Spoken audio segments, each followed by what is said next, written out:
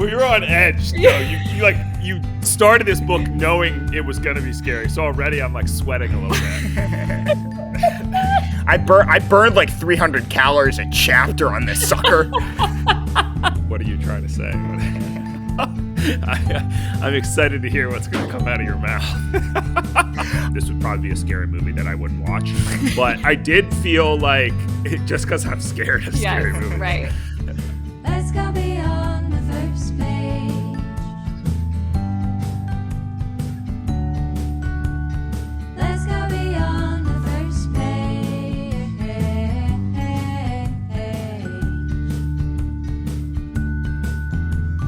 Welcome back, Second Pagers. This is Beyond the First Page podcast with siblings Phoebe, Phil, and Isaac. I'm Phoebe.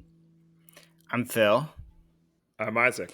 And this is Club Meeting 48. We Used to Live Here by Marcus Kliewer, and this is a book club style podcast. So if you do not want We Used to Live Here to be ruined for you, really recommend that you read the book and then come on and listen to the podcast.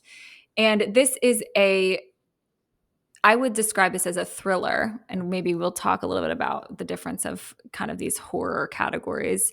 So if that category interests you, especially around Halloween, then really recommend that you read this book. And before we get started, I wanted to do a little trick or treat with the three of us. So either you share your favorite treat, especially like a Halloween candy or any treat really, or a trick. And I'm going to share a trick, and it's kind of a funny, not scary, but it's kind of scary to us at the time story. I just thought it was very funny and very apt for this discussion to share that I don't think any of the three of us are super into like thriller horrors. But I think a good example of why we're not is we were like the true latchkey kids. I never knew what that meant, but we definitely were. And it's crazy. Like, I think. What's that mean? So it's basically like, I know, I never really knew this either. I'm really glad you guys didn't know. But it's like you babysat yourself from when you got home from school, like you didn't go to like an after school program or anything. Yeah. I think it's like you just like click the latch, like don't allow anyone in, which we took to an extreme. Isaac was able to babysit. I was in third grade, which now, like, I know third graders. I'm like, this is insane that our parents are good parents, by the way. But like, Isaac was able to watch me when he was in fifth grade and I was in third grade coming home. I don't know where Phil was. Maybe he was like, they don't trust Phil to be at home. Phil would have had to have been there. I was either there or at daycare until a growing tree. Yeah. But if it was CDT, I was there. Fifth grade, we went to CDT. Yeah, CDT, I was there. So I don't know where we were Phil. Probably younger. We left Phil in this scenario. Yeah, they were just like, or we were younger. Someone's got to go. Yeah, we were probably younger. So yeah, probably fourth. I will say, like, A, our parents are very good parents, and B, Isaac was extremely trustworthy. So there is that to be said. But our mom was like, here's my email if something happens. Not even a phone number. So like, get on. No, we would call her though. We would call. I know, but I think she. Oh no, her pager. That was the other thing. She had her pager. Yeah, like we could page her. Yeah, we could call her too. I don't know why the email was part of the story, but some car pulled up to the driveway, and we had like a long driveway, so it was weird to have people driving up. And we didn't even look. We just like got in the closet. But there was a closet, like it's like the closest closet to the door, so we could see out the front door, like who it was basically. And I think we were pretty scared of like this was a person coming to steal us 100%. And so like we're in there for like 5-6 minutes, no one's coming to the door. And then I think finally Isaac popped his head out and saw that it was the UPS man. And like this man did not care who was home or not home. He was just like trying to deliver this package. But we were extremely fearful of this. And I don't know that my parents even know this story existed, but it was quite terrifying in the moment. And also like humbling to think about later. Did I tell it right, Isaac? Like you were obviously older. I honestly don't really remember that much. I remember the time we came home and it was winter and Dad had used those like massive salt pellets to salt the driveway. but we were convinced that they were like explosives or something. So we refused to go into the house. Stupid. So we were just morons. I was not involved in that one. Phil would have easily been able to tell us as the youngest that it was salt pellets. But they were like huge salt pellets. Like they Abnormal. were like this big. Like, yeah. Yeah. I remember hiding in the closet, but I thought it was for like the guy that fills the tank of gas for the heater. Oh. And Dad like really needed us to let him in to do that, and we like were hiding and not letting him. And so he was like calling Dad at work, being like, "No one's home," and he's like, "My kids are home. Where are they?" But also like the fact that Dad was having some random man come to the house while we were at 5, like in 5th grade. Yeah. My dad's like, so I don't remember the UPS, but I remember those too. Yeah. Yeah. That's so funny. Okay, well, I'm glad you were able to lend. You had the best memory probably since I was but a child. Truly. So would you pick trick or treat, Isaac? And what is it? So I'll do trick as well, and this is going on for a long time, but this is a crazy story. My friend Russell told me this story. I didn't actually experience this, but as far as like real life horror stories go, this is the scariest one I've ever heard. He used to live in Utah, took a weekend after work to go hiking and backpacking in Wyoming, like by himself. So he leaves, goes up there, starts to snow on his like hike back into this spot. I can't remember like what he was trying to do, but he's trying to get to this spot and he's like looking at a map and like a compass and stuff to get there. It starts snowing like a ton, and he has to stop at a place where he was not planning on stopping because he's essentially like stuck in the snow. It's like too deep to keep going. Walking. And he has walking. Yeah. He has this like backpacking stuff. So he sets up his camp and he's making on the fire or like by the fire to warm up those backpacking meals that you just add water and then you can eat it. And as he's like doing this, he hears this stick crack and it sounds like someone is walking around the edge of trees that he is camped in the middle of. Mm-hmm. And he calls out, no one answers. So he leaves his food by the fire and walks out into the woods to like see what is going on. He thinks it's maybe like an animal or something and doesn't want them to come into his camp. Comes back to his campsite. The food is completely gone. And granted, there is, feet of snow. So, and not a single track. It's just what? Gone. And he's like, what the fuck? Maybe a bird like swooped down and got it. Mm-hmm. Then he hears the noises again on the outside of his campsite. And he's like, what the heck is going on? And he goes back out into the woods, can't see anything, no tracks, no nothing, comes back and the eaten food is back. The package is back there with the food emptied. And he's like, what the hell? Oh, I don't like that at all. And he didn't sleep. And he keeps hearing this noises like the whole night. Didn't sleep. As soon as it got to be like light, kind of close to light, packed up and left and didn't even get to go to where he was and never saw a single footprint, only heard the sounds of walking but never saw a print, never saw anything, and just got the hell out of there. Yeah. I wouldn't have stayed, I don't think. I would have just packed up or left my shit and came back. I would have been so scared. Yeah, that's very scary. Whoa. What do you think it was? I mean, not to prolong So that'll this. put you in the scary mindset. Yeah, I'm scared right now. I have no idea. I have no idea what it could be, but it's terrifying to hear. Dang. Well, I will do treat in the essence of time. I think that I really scared ourselves enough now. I really enjoy. I think peanut butter M&Ms are like probably the best candy in the world, and like those are I know, but like they're so underappreciated next to peanut M&Ms, which are that trash is in ridiculous. Comparison. Oh, just so much worse. And like the fact is, I always see the little yellow packets, but never see the little red ones. And just like, What's your take big on peanut butter mix? M&M. of peanut butter jelly. No, Oh, no. mixed. M&M's. So this is the thing. I think if every industry was as innovative as the candy and the cereal industry, oh my gosh, like we would be in We'd such be a better living on world. Mars. Oh, it'd be way crazy. longer. Yeah, like the M&M's doing This is the key lime hottest take of pie the first- M&M's.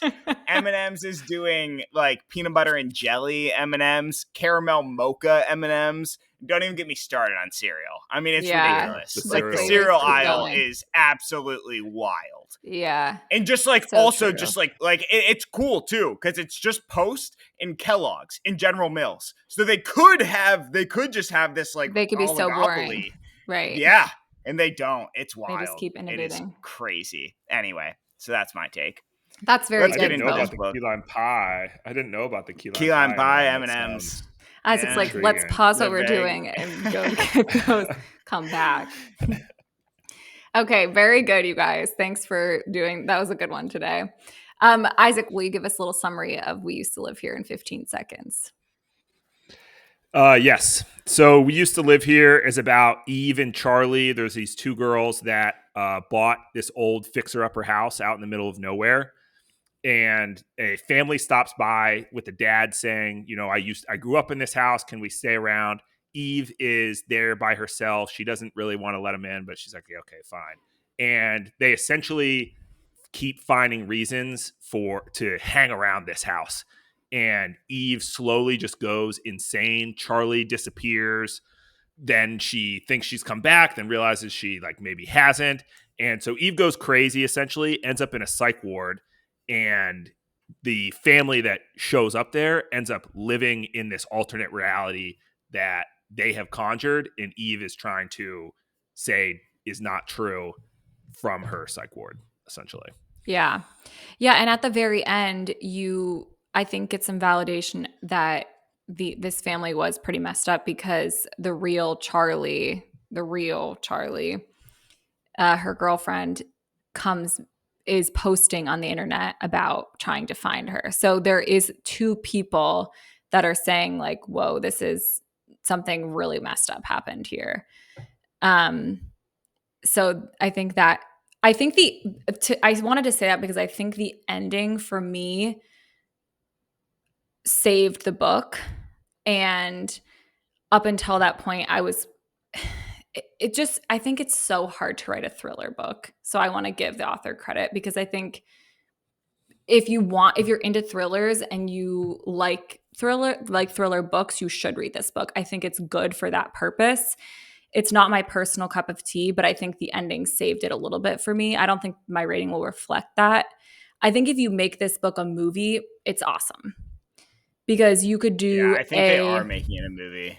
Yeah, because you could do there was a whole police element to this that could be really like expounded upon in a movie format. I think you get way more of the suspense in a movie that you cannot get through writing. And you don't have to hear the inner dialogue of the character in a movie. I was shocked. The inner dialogue was brutal. As a woman, I feel like we can say that. I can say this, and I'll just take the words right out of Isaac's mouth. Thank God Phoebe is saying it. I am shocked this was written by a awful. man. Because like I just read the Renee Ballard, the newest book on Renee Ballard, the Michael Connelly book. Fabulously done. I think he does a great, like Renee and Bosch are totally different characters. I think he writes her in a very believable way. I don't agree that men are bad at writing women. I just think in this case, I don't was think so either, shocked but that it was written by a man because it was giving, what is her name? Nora Roberts, Nora Roberts vibes. I do think men are considerably worse at writing women than women are at writing men, just in so far as like believability, usually. This one was exceptionally horrible. He just made her so hateable. like, hateable. Like, contrite. I mean, it's hard. Contrite, it's like you have these characters with like a really annoying personalities that can either be written to be very appealing, like a Sheldon Cooper, where you're like, that guy's hilarious, but like actually you would hate him. Or you have this where she has mild anxiety, like not a super big deal, and the author just completely makes her despisable. And I think that that's what makes this, like, it is all internal, and it's like her internal. So if as much as you buy into that is how much you will like this book, and it's harder to buy into that with this character that is so unlikable. But if you're repeatedly haunted by something that happened in your childhood, or you're questioning reality, that is what is scary to me. Yes. Like when just everybody is gaslighting you and you're just like, maybe I'm crazy. And I think you have a great point about the childhood, Phil. I think I would have believed it way more if there was like a childhood trauma element. But then at the very it was end, just that stupid clown. It was just that stupid which toy. that was the not even- worst. I literally said that. Yeah. I said, "What? No one has an inner monologue of a clown." Like, Yeah. that's But not real. so I think that the author was like doing this to make it more like she was targetable by the old house. Yeah. Whatever spirit or whatever does this, because she had this anxiety thing, she was more targetable, Right. and therefore more able to be manipulated and less believable by other people. But I think it would have been a better story if she didn't have that, and just they took this normal woman who just went Nuts. crazy. Right. I think that would be scarier, and you'd be reading this and be like, holy shit, what is going on? Yeah. Whereas the whole time you're reading, you're like, this girl needs to get a grip. Yeah. Like, oh my God, just either ask them to leave or That Well, was like what accept being crazy. I mean, Yeah. that I was don't definitely care. the biggest part, where the entire crux of this story is her never asking them to go. Yeah. Like, Yeah. this could have been prevented by, like, the first time that older teenager was a douche being like, okay, dude, you gotta leave. Like, you Yeah. suck. Like, or just I mean, it was originally, no, you cannot come in. That I would have been. I think that that's a completely little fine. bit I mean, I think that that's a little. I mean, it is a book, so. But Right. I do Obviously, think it most has- people would something let has to have them happened. Yeah. into the house. I think that that's not super unreasonable, but I do think where it gets so bad is just like someone would have asked them Them to I don't leave. know. Yeah. Yeah. Yeah. That just was frustrating. So you just like start with that, then going into the rest of the story. Yeah. So maybe there needed to I be a bigger reason to have the family stay in the house, maybe.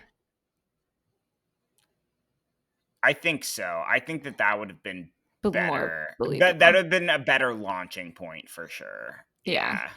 Like the I think he Carberg tries sound to do even. it with the snowstorm a little bit, but Yeah. Right. And that would be fine. But if you didn't have to deal with this whole anxiety backstory, just be like, oh yeah, welcome it. Like, come on Yeah. in, see Right. the house, do this. And then like, Things oh, get what weird. stuff is going on here. Yeah. Well, I think Isaac makes a great point, and that is like the best.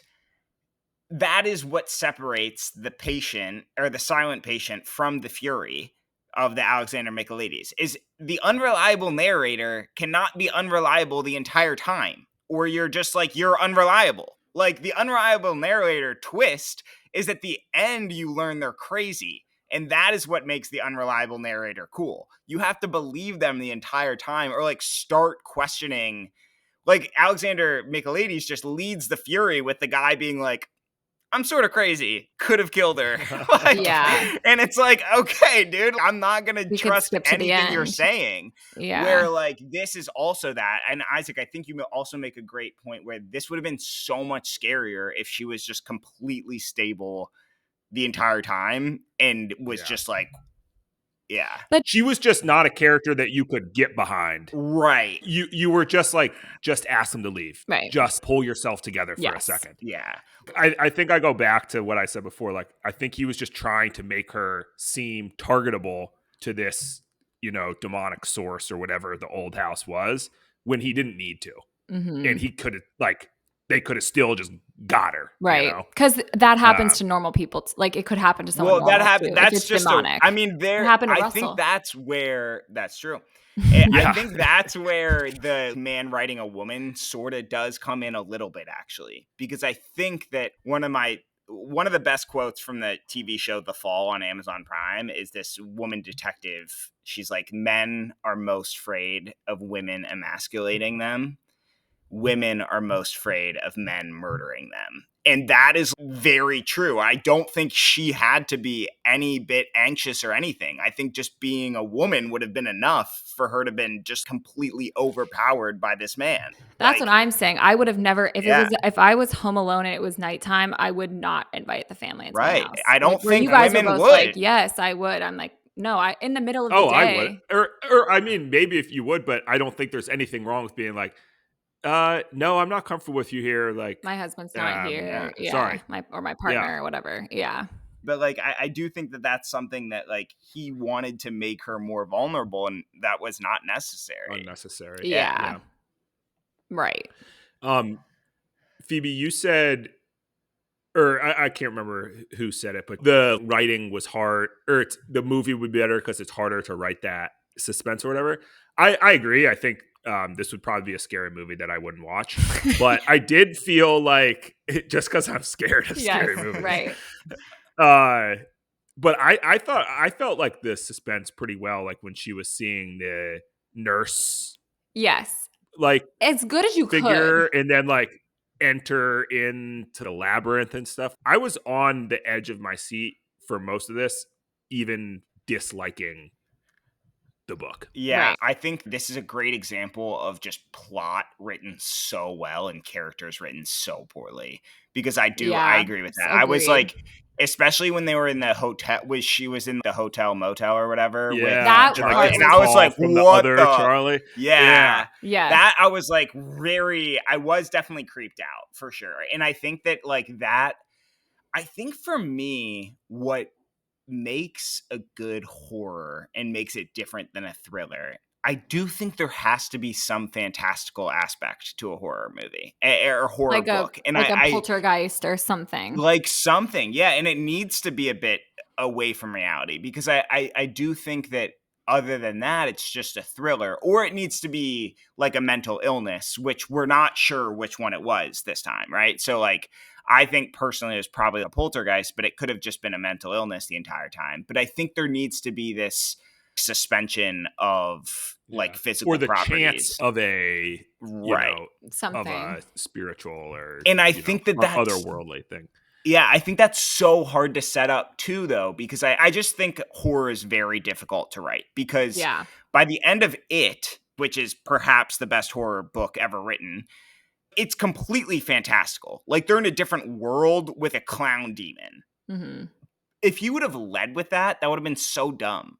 But by the end, you're like so into it. Yeah. You're so bit into the plot, into these characters, that you're like, this is almost realistic. Yeah. And that I think is like extremely hard to do over a course of one book and do it believably. Yeah. So what would you say this was, a horror or a thriller? I think it was a horror. I think it was. Yeah. I think so too. You think a thriller, Phoebe? I kind of did. I felt like it was a thriller, but if you're making that poltergeist delineation, then I would agree with you that it was a horror. And a thriller would more be like a murder mystery. Like that's a thriller then. Right. Yeah. Could you give an example of a thriller that you're thinking of? Or just any? I think any like detective, like a ton of French. And I think a thriller, that's the thing. A thriller can be scary, because I do think murderers are scary. Like serial rapists are scary, but it's not a horror, because unfortunately those people are definitely out there. Right. Yeah. I think a thriller, I guess in the way that I think of it, there's always some sort of like investigation. Like not investigation. I was going to say more like a romantic thing also going on. Even if it's not like the main point of it, there is like is more like relationship building. And less for the scare. Yeah, I guess suspense versus scary is thriller to horror, I guess. And I'm by no means an expert on this. I don't really see the detective things as thrillers. I see those as detective novels, but maybe they're one and the same. But of the thrillers I've read, like there is this element of like danger and risk, but it's all around relationships. Right. I think to Isaac's point, the relation, like I'm going to recommend Little Fires Everywhere as if you liked this book, by Celeste Nig. And I think that's how you say her last name. It's just NG. but that is much more relational based. It's not romantic, but it's the interpersonal relationships of two women. And I think the drama around those relationships is what propels the plot and the thrill forward.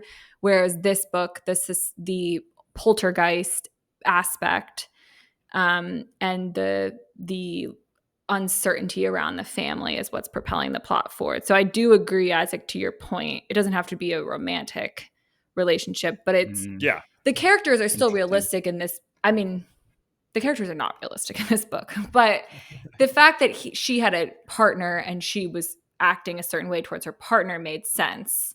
But that wasn't by any means a highlight of this. Like, we would never be talking about that otherwise, except if we were trying to delineate if it's a thriller or a horror, or a murder mystery, whatever. So. Yeah, I mean, I think that delineation makes sense. I'm not sure I buy on, but I think that good argument could be made. I think that I was missing what you're saying, Isaac and Phoebe, now makes more sense to me. It's more about relationships and interpersonal. And I think that that's like sort of, I love those books way more than I like action books personally. I do like this. I wouldn't even call it slow when things are happening in a conversation, but reading action to me is very difficult. Yeah. Yeah. So this is a great thing for the fans to help us out on. There's only 3 of us. There's 30 of you guys. So hopefully more by the time this comes out. Right. But if you know of any books you would consider a thriller that aren't really relationship charged, let us know, because we probably would dig them. Yeah. And I think we also should say like horror versus thriller versus mystery too. That's kind of the conversation that we're having. And I think we've delineated a bit what we feel, at least, but there's definitely probably a right answer out there. Maybe I think the only one that I know that has like a specific is the whodunit. Just the whodunit, every character has to be in there the entire time. So like the suspects all have to be in the book the entire time. Whereas like when you have like a Michael Connelly, like it could be someone random. Yeah. The whodunit is fun for sure. I love the whodunit. Yeah. Mm-hmm. And those probably are closer of the bridge between like the detective novel and the thriller. Yeah. So yeah, I would say if you liked We Used to Live Here, you should read Little Fires Everywhere or Big Little Lies. Or watch both of the shows. Both of the shows are very good. Big Little Lies is really good. Yeah. So that would be my recommendation. Isaac, what about you? I'm recommending The Fury, Alex Michaelides, who read it in why would you recommend this book? I mean, I think if you liked it, I would say read that book. I think this book is significantly better, though. I did not really like this book because it was like scary, which I don't like, and the character, when it wasn't scary, it was written like one of these cheap thrillers, which I don't like. So like, there you go. Check out The Fury if you're into it. And I mean, like I've said this before again, it's not a judgment on it. I don't like these books. But I finished this book and I turned to Emily. I'm like, this book is perfect for you. You love horror movies and you love the cheap thriller. This has both of those things. This has a good audience. It's just not in 6 hours. Yeah. I have another friend who I would totally recommend this book to. She reads exclusively thriller horrors, and I think this is a good one of those. So yeah. Phil, what about you? What would you recommend? I mean, I would recommend Stephen King's It. I mean, that book is actually just, even to you guys, like, it's scary, but holy crap, it is so good. I'm sure it's excellent. I'm not gonna Yeah, this book almost did me in. Jaden was gone while I was reading this, and I was so scared. Like, I couldn't read it at night. I had to read it during the day. I'm not as big of a scaredy cat as I used to be. I think I had a couple of during the day too. Isaac and I are in the closet hiding. I've been to a haunted house and seen some scary movies now, and I'm a little bit more. Does Marion like scary? I think. No, we don't watch scary. Okay. Well, she might. Emily. But I don't. Yeah, I don't think she like goes and seeks it out. Yeah. She is very frightened easily. That is one thing we have constant disagreements about. Like she gets startled because Yes, and it's just like, I'm living in my own home, Mario. Why am I scaring you? Well, maybe you're talking really loudly and she gets frightened. She gets startled. She thought you has left the this- room, but it sounds like you're right beside her. I want to let you guys know, I'm not going to ruin the moment for her, but she has something that we like came to in the middle of August that she is holding so she can tell you guys in person that happened, because she wants to be in person to see your guys' reaction. Is it a dish to on this. you, like something you Yes, did? I yes. cannot wait. The suspense will be worth it, I'm sure. She's like, I was going to text, but I can't. I have to see it in person.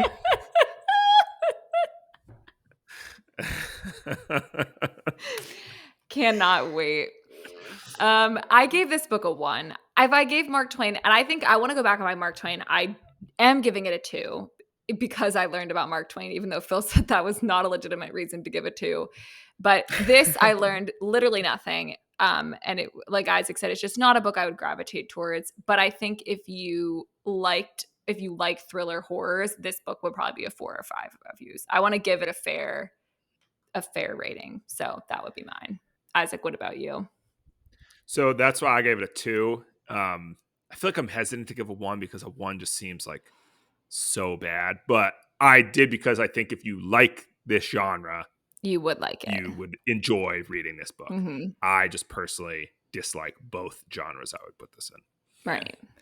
Phil. I actually think I'd give it a 3. I think that on Goodreads, I gave it a 5. I was pretty... which is, I think it's too high. Yeah. I was feeling myself that day for some reason. I think a 3. I'd give it a giving different ranks on Goodreads versus the podcast. Oh, the podcast ranking is way harder because our books that we read are way better than my average book that I read on Goodreads. So That's I good just for the think fans that, like, to know if they're like, wait, what? Yeah, so I'd give it a 3 here. Because I do think that I was pretty scared. I think that this was like, by the end, the psychological aspect hit me harder than most thrillers. Mm-hmm. And I thought the suspense was written really well. So That's a good point. You were scared. Yeah. So were we. Yeah. Something that we didn't get to, but I thought was like, I think my favorite part of the book was the little breaks between the chapters of like, it started with like the real estate listing, and then it went into like the Reddit and like subreddit posts and then like the other like online forums, like newsletters and stuff. And I felt like that added to the scariness because you're like reading, you're like, oh my God, this is like happening to other people. Like this is real. Yeah. Yes. So I thought that was cool. And that's why I think it would be a great movie, because I think adding that, the police aspect and all those other aspects in would make it very interesting. Yeah, really good point, Isaac. Also, the like noise that it made, and if you were listening, frightened me. And if I was driving, I thought I was getting pulled over. Like, there wasn't many elements of being frightened. Well, you're on edge. You started this book knowing it was going to be scary. So already I'm like sweating a little bit. I burned like 300 calories a chapter on this sucker.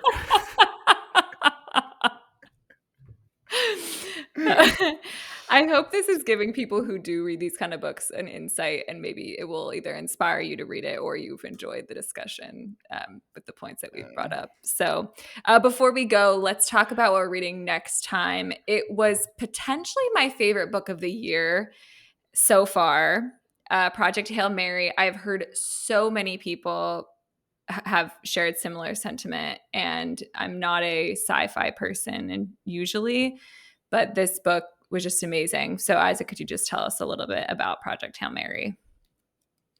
Astronaut Ryland Grace wakes up alone on a spaceship with amnesia and his crewmate's dead, tasked with saving Earth from an extinction-level threat, the astrophage microbe. He must work to understand astrophage to save Earth. Yeah, and this is by the same gentleman who wrote The Martian, and this is going to be made into a movie next year. I think Ryan Gosling was set as the star already. So very excited to see this movie. And I think no matter if you like sci-fi or not, you should read this book. It is so good. You would not be disappointed. and then come on and listen to the podcast. Until then, this is your bi-weekly reminder to call someone that you love, tell them that you love them, tell them about a good book that you've read. If you like thrillers, it should be We Used to Live Here. Thrillers or / horror, still TBD. And until we talk again, stay classy, second pagers. We'll see you later. Bye, guys. See you guys.